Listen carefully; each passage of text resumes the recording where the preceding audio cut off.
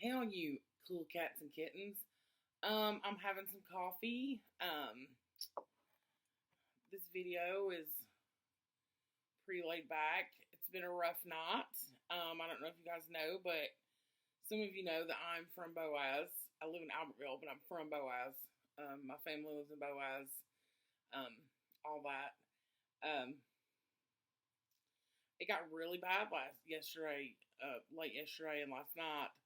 I have some friends who have lost their homes completely. They're rubble. So my parents are okay. They still don't have power, so I'm very lucky. Um, I the power company for us, they are infamous for rarely losing power. So um, it's happened a few times um, since I've lived here, but I'm really shocked it didn't happen last night. But here we are. Um, I hope you're all doing well. Week week 3, I believe. Who knows? I'm just kidding. Um, I hope that you're all staying safe and all of that, staying healthy. Um,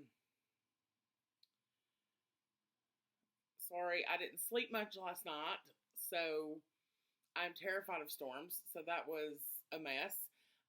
But today we have a lesson. It's use actions and dialogue to understand characters.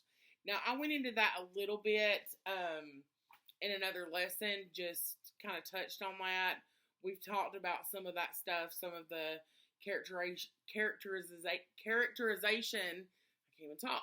Um, Techniques and things like that a little. Um, and we've talked about how everything a character says and does propels the plot in some way or another. So,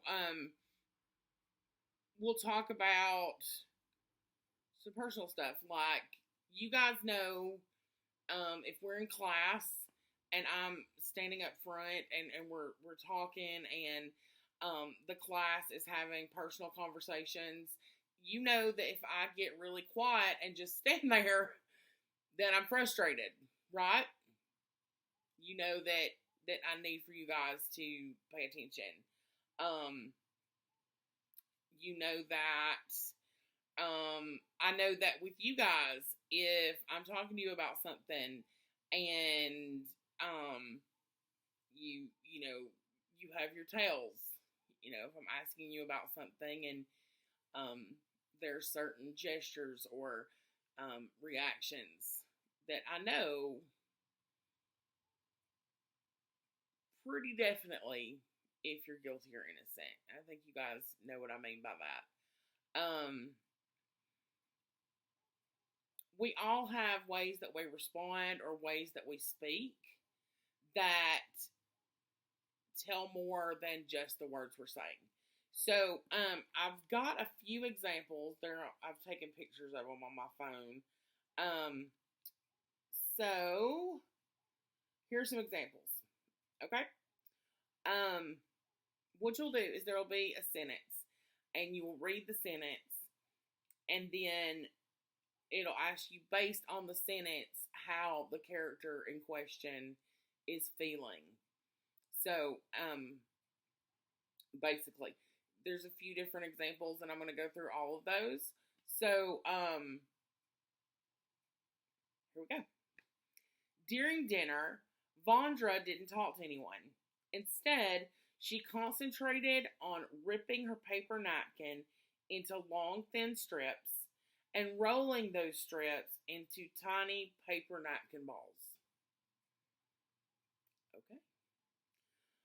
Based on these sentences, how is Vondra probably feeling? I don't know if any of you have experienced this where you rip napkins or rip paper.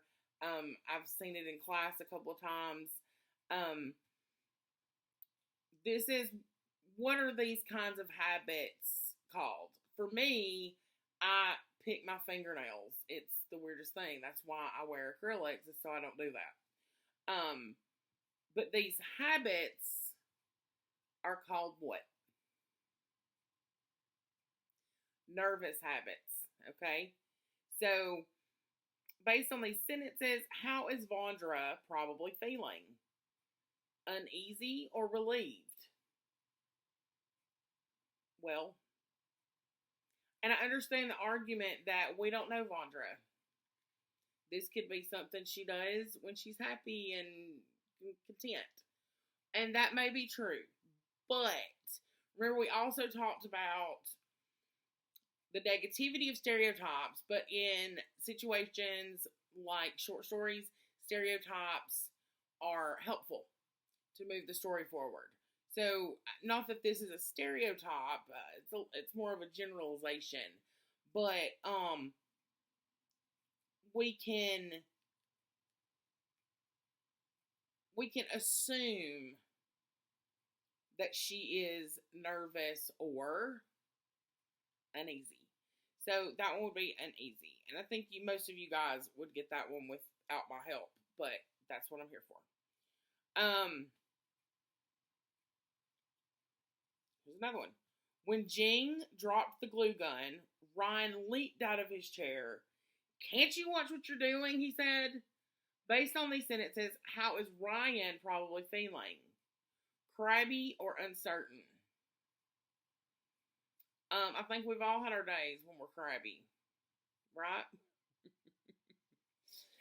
If I'm having a crabby day, I try not to let it show. And if it is showing, I try to give some warning to the people around me, whether that's my students or anybody else. Most days I try to maintain my sunny disposition, but it's not easy some days. Is someone who's uncertain and feeling uncertain and unsure going to jump up and yell? Probably not. So we can assume that Ryan is feeling crabby. He's not in the best mood today. He's not living his best life today. Okay. Oh dear, this one cracks me up. I could read this Miss Burns, but I won't. Mr. Boyd could feel a headache beginning. There was a tightness in his chest. Based on these sentences, how is Mr. Boyd probably feeling? Frustrated or amused?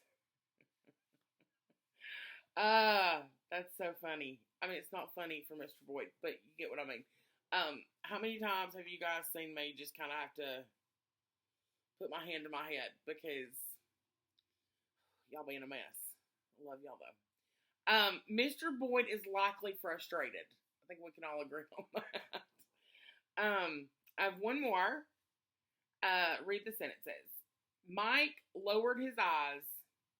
I know, he said. So you can picture that. You know, you're talking. I can picture it talking to students all the time. This happens all the time. And I ask a question, and my students like, oh, looking down, and I know. So based on these sentences, how is Mike probably feeling? Guilty or angry? Possibly both. But if someone is angry, do they lower their head and submit? Generally, no.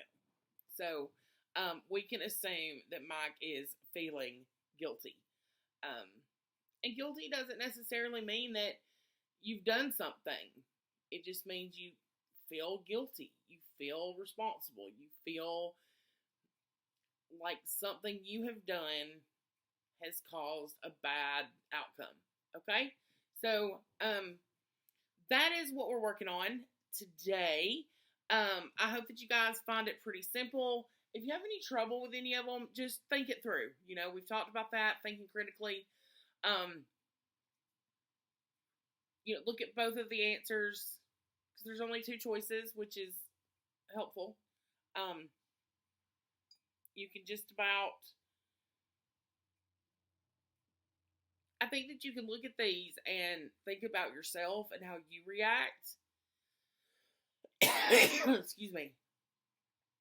Or someone you know, and you're going to find those answers fairly simply. Sorry about that. It is not the corona, it's the pollen killing me. I have allergies, so. But anyway, so that's all I have today as far as your assignment. I think you guys will be fine. You are able to reach out to me any way you want. Email reading2gjcc@gmail.com. Comment on the video, or reach out through Classroom. Any of those things, I am available. So thank you so much. You guys have a great day, a great week. Happy Monday. We're in this together. We're a team, and I'm so glad to be in this with you guys. It keeps me on my toes, but I love you guys so much. Stay safe, stay kind, be kind to others. We don't know everyone's struggle, and some people who appear to have it easy may not. So, keep your heads up, reach out if you need anything, make good choices. I love you guys. Happy Monday.